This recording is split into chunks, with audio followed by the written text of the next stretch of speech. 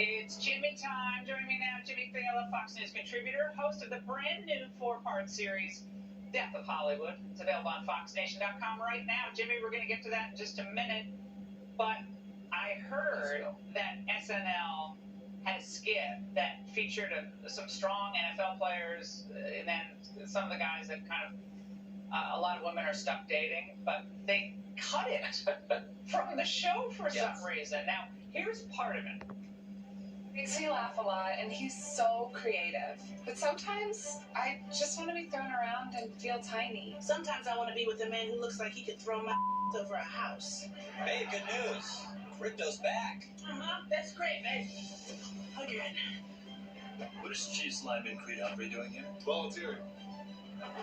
Again. Let's do it again. I love charity. Now, Jimmy, NBC told us that the skit was cut for time.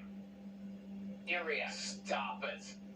I'll give you two things. One, it obviously made a lot of these scrawny comedians insecure because the only thing they're able to pick up is a bag of weed behind Port Authority after the show. But two, here's the obvious point, Laura, and everyone's overlooking this. It's that if you're going to portray couples on screen in 2023, at least one of them has to be a two-spirit transgender furry.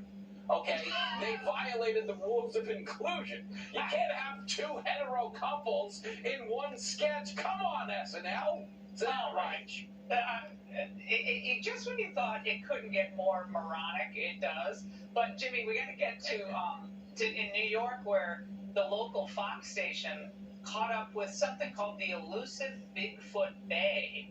Apparently, she's usually in the Pacific Northwest, but now is on the prowl on the East Coast. Watch. Let's dive deep into Bigfoot Bay. Is Bigfoot Bay single? Single and looking? Jimmy, she's single. What a shocker. I mean, she seems so well-rounded. And if we were going to get technical, Laura, she's a lot better looking than most of the women at those pro-choice rallies that are marching outside the justices' homes. But as someone who rides the subway regularly, she's really not a top 5 weirdo on the subway. You'd have to work a little bit harder if you want to medal.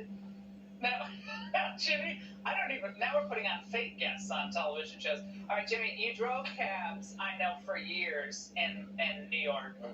Did anything rise to the level of Bigfoot Bay? Anything? Really quick, two things. I did once drive a beer-drinking goat who got in with his owner and drank a long-neck bottle of beer in the back of my cab. This was apparently a party trick that he did for fun. He claimed he was going to get on Letterman at one point as a stupid pet trick.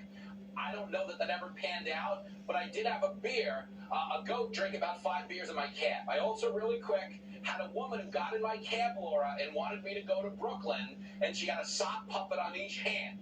And the sock puppets yelled at me all the way there about my driving and how I was taking the wrong bridge. But I'm happy to report we're married 16 years to this day. Oh, you know, 2 socks are better than one. Jimmy, Death of Hollywood, a 4-part series. What can you tell us?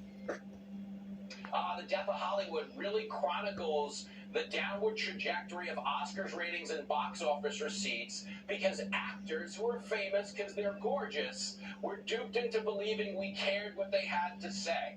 Yo, Hollywood, this is the ultimate stay-in-your-lane moment for you because you've hit this extinction level. You are famous because you're hot. We're willing to pay $30 for a popcorn to watch you recite words written from a chubby guy like me. And if Hollywood had any self-awareness, they would stick to doing what they do best, which is cocaine and each other. All right, Jimmy, everyone's watching The Death of Hollywood now after that. It's in a downward spiral, that's for sure. Jimmy, great to see you tonight. Thanks so much. All right, Fauci just responded to the Lab Leak expose. That is next.